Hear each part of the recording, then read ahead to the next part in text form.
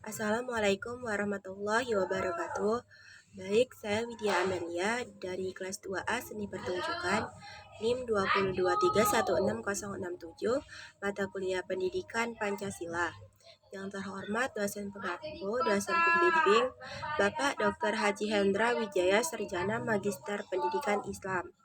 Baiklah, di sini saya akan menjelaskan tema pokok yang pertemuan ke-10 dengan tema yaitu adalah satu, menganalisis hasil-hasil akhir peraturan perundang-undangan yang berkaitan dengan sistem politik demokrasi di era reformasi, mengidentifikasi berbagai macam lembaga negara sesuai dengan Undang-Undang Dasar 1945 setelah amandemen, dan memberikan berbagai contoh peraturan perundang-undangan yang bertentangan dengan semangat keadilan dan toleransi. Baiklah, ke materi yang pertama, yaitu adalah sistem pemerintah Indonesia pada era reformasi. Pada era reformasi, pelaksanaan sistem pemerintah demokrasi Pancasila diterapkan sesuai dengan asas demokrasi yang berlandaskan Pancasila. Pada era ini, pemerintahan memberikan ruang gerak kepada partai politik dan DPR untuk turut serta mengawasi pemerintahan secara kritis.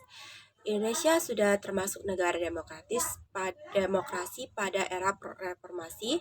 Sejak tahun 1999, Indonesia telah digolongkan sebagai rezim demokrasi karena telah berhasil menyelenggarakan pemilihan umum dengan baik.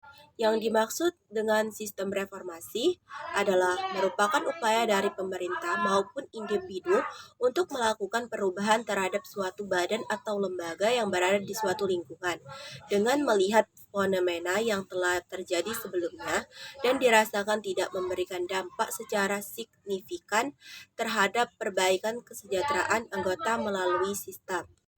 Selain itu, dampak reformasi membuat Indonesia menjadi negara yang lebih demokratis dengan dilaksanakannya pemilu presiden dan wakil presiden secara langsung, pemilihan langsung kepala daerah, dan banyaknya partai politik bermunculan.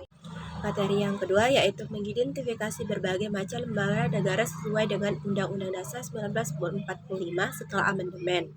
Ada yang mengatakan Undang-Undang 1945 pasca amandemen bukan menganut sistem bikameral tetapi sistem trikameral.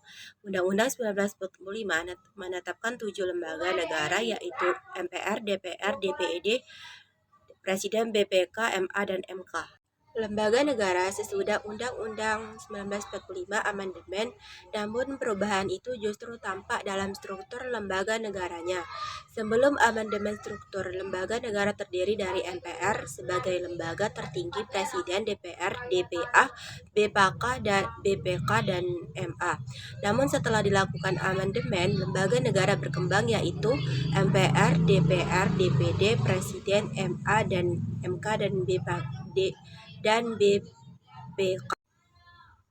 Amandemen Undang-Undang Dasar 1945 memiliki tujuan utama pembatasan kekuasaan presiden, perluasan otonomi daerah dan desentralisasi, penegakan hak asasi manusia, demokratisasi proses pemilihan, pemisahan struktur TNI dan Polri, pembentukan lembaga-lembaga baru seperti DPD, Komisi Yudisial, dan Mahkamah Konstitusi.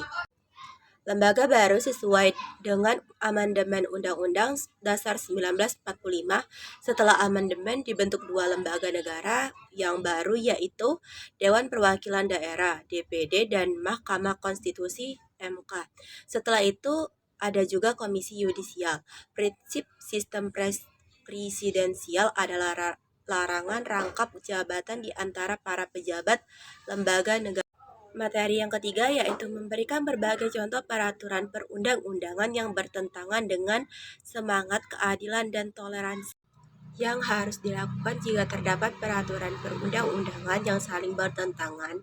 Upaya hukum yang dapat diajukan jika PP atau peraturan perundang-undangan di bawah UU bertentangan dengan undang-undang adalah mengajukan permohonan uji materai ke Mahkamah Agung. Lihat pasal 31 Undang-Undang Nomor 5 Tahun 2004 tentang perubahan atas Undang-Undang Nomor 14 Tahun 1945 tentang Mahkamah Agung. Apabila dinilai bermasalah, misalnya bertentangan dengan peraturan perundangan-undangan di atasnya, maka hanya bisa menganjurkan agar pemerintah daerah DPRD yang bersangkutan merubah atau mencabutnya.